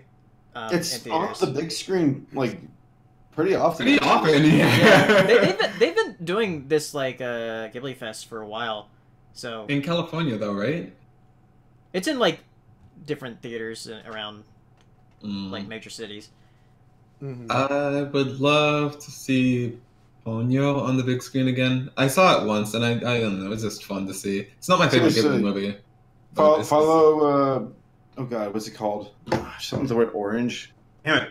There's a certain kind of event where if you follow it, they do special screenings for like documentaries and boxing matches, which are popular enough for some people. I know they do Ghibli and Takahata stuff. Like it's like they do it like every couple of months. Let me look up Ghibli movies to remind myself. I'm always good at remembering things until people ask me about them, and I'm like, I don't know anything anymore. Yeah, right. What's your name? That's really how. Oh my god, I would love to see Nazca on a big screen. I would love that. Oh yeah, yeah. That'd be nice. That's a very nice movie. Ryan Walterson has a couple of questions here. Thoughts on Mr. Ratburn being revealed to be gay? Good for I was more surprised that Arthur was on his 22nd season. Right? Tell him again, though. Yeah.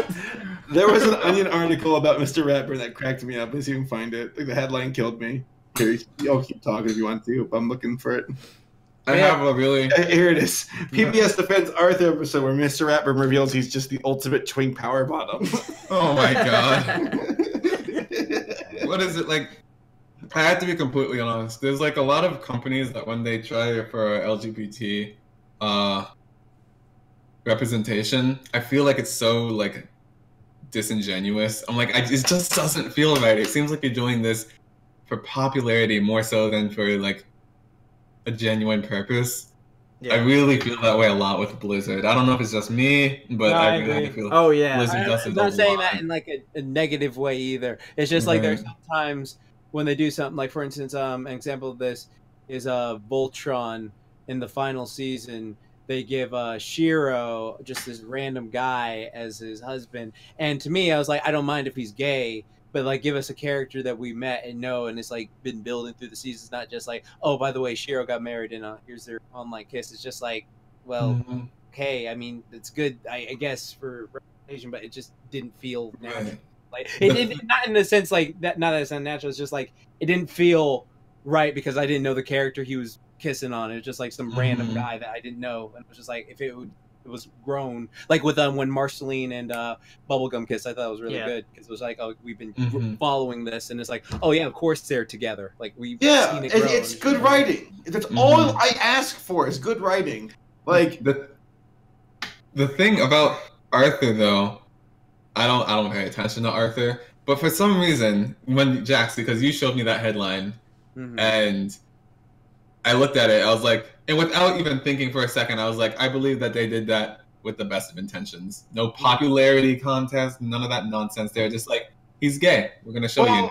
I'm gonna throw something at you. So Arthur is a show with a younger audience where I think representation might be a bit more important. I suppose I'm not saying it's also taboo at the same time, right? It is. Well, Sesame Street had a character they introduced a few years ago where when I first heard about it, I was like, that's very specific. But I get it, where it's like, oh, this kid, his dad's in jail, and they're like talking. And Sesame Street says a lot of their audience are kids who, they're inner city kids, or just kids in general who their dads are in prison. And I'm like, that's cool that they're giving you something to relate to and feel not alone. So for Mr. Ratburn being gay, it's like, okay, like that's fine. And maybe they'll bring his husband in and they'll keep following it up, and I'll be just. I loved Arthur growing up. It was a little bit after my time, but being the cartoon loser that I was, I kept watching it. You're right. Well played.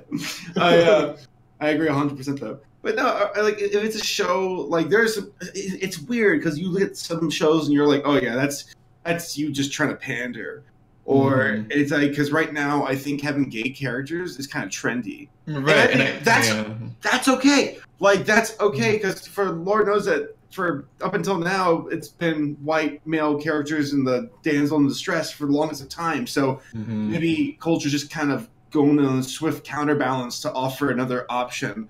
And I'm okay with seeing gay characters. Absolutely. You know, my girlfriend's bisexual. Some of my best friends are gay and bisexual. I don't care.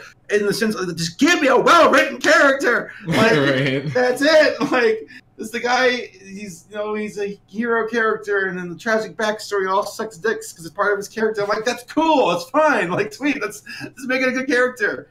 Like, that's all that matters to me.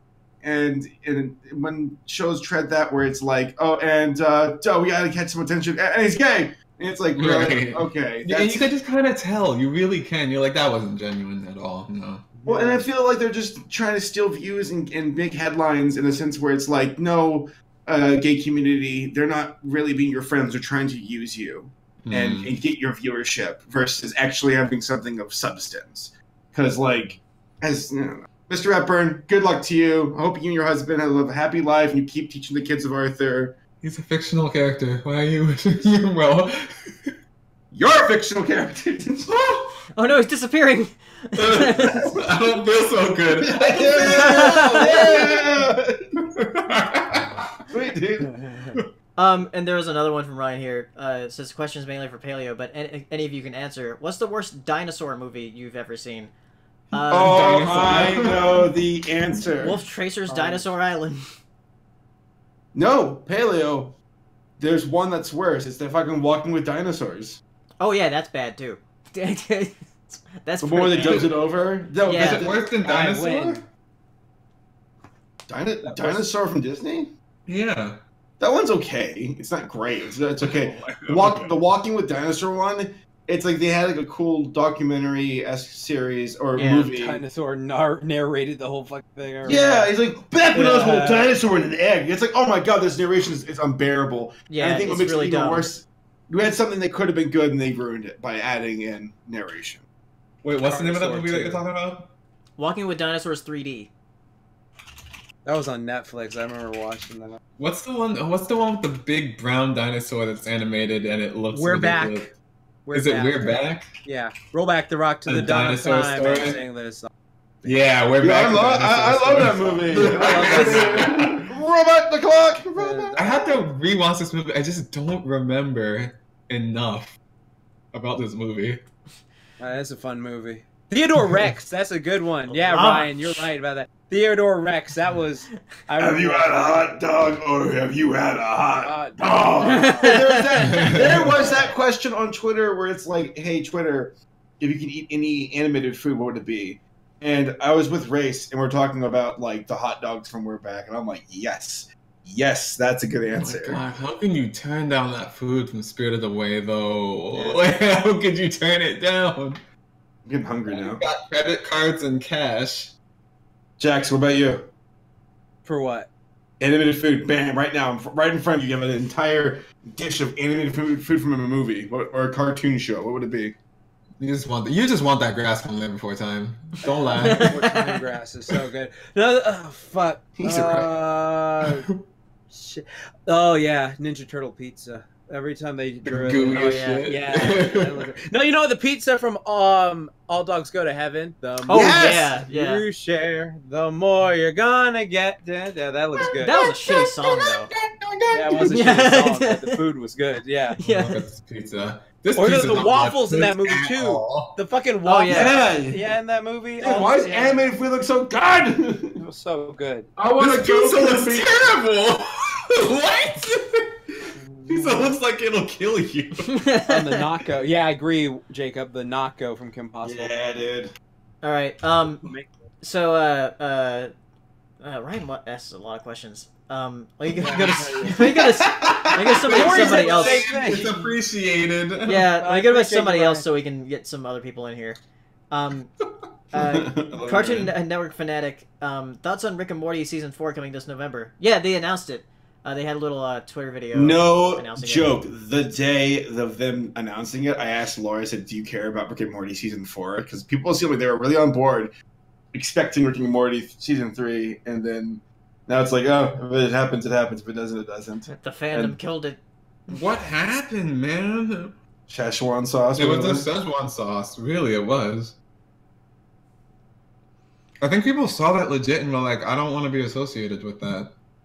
I just think the show was funny. First 2 seasons. Let's see. I don't know about this one. Jacob Juarez asks, thoughts on the new CN show announced, Mau Mau Heroes of Pure Heart. Oh, it looks really cute. I watched the trailer I haven't for seen that. any of it. It looks good. It's Nick Cross. He worked on Over the Garden Hedge. He's working... Or Over the Garden Hedge.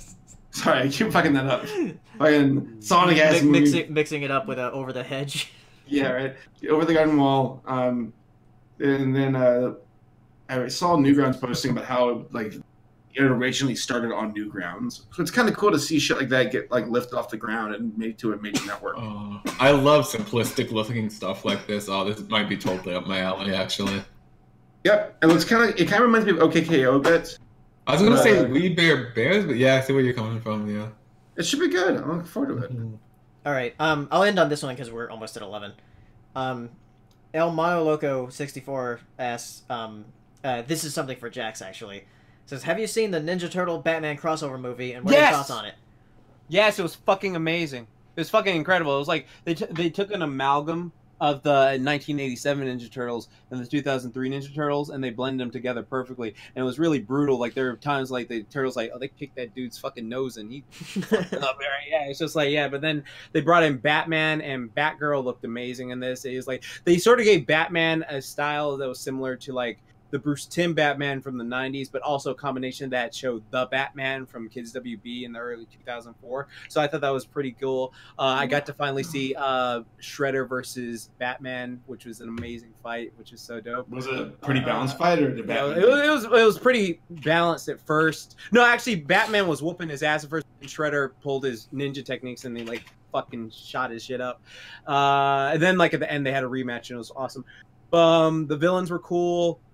It was cool what they did with they brought in all the mainstream Batman villains, but it felt very natural. It didn't feel like a crossover, like, oh, it was a crossover episode. It just felt like very natural that TMT were searching for Shredder in Gotham City, and they kept making jokes like, oh, New York and Gotham are very similar because they're very different. So it's just like that was cool. And then the way Alfred was and Batgirl, and they actually made Damian Wayne, Robin in that movie, Bruce Wayne's son, with Talia al Ghul. He's usually an asshole in those films, but they made him really cool. So I highly recommend it to anyone. It's just a really good movie. I highly recommend it. Oh no, looks like they banned the gay episode in Alabama. Yeah, in Alabama. What, the Arthur one? Yeah. What's Alabama? They fucking do that. This is crazy. Yeah, they've been at it lately. They've been Alabama. Yeah. So we actually got a super chat, so I'll end on that. From Deli18. What is a world record you want to set? I once jacked off 13 times in a day just to see if I could. There you go. I don't think that's the record though. No, the world record kills you, so don't do that. How does it kill you? How do they? You know that one guy where they were like, "Oh, this person died fat 46 times and died after." How do you know? Did he like go like 1, 2, 3? Like, how do they fucking know 46 exactly? Like, it doesn't make any fucking They're sense. spying on you. That's why. It's just so dumb. It's just like, what the fuck? You don't know. It's just ridiculous. What we could set or we want to set? Would you want to set? Yeah. What would you want to set? Oh my gosh, most otters in one house? Yes. Please. Most dolphins pet. Pet. But then they would all jump on you. King of that. And say, You'd be like, Saber, what about you? oh my god. Sorry, the reason why I'm kind of hesitant is George R. R. Martin just released something about Game of Thrones.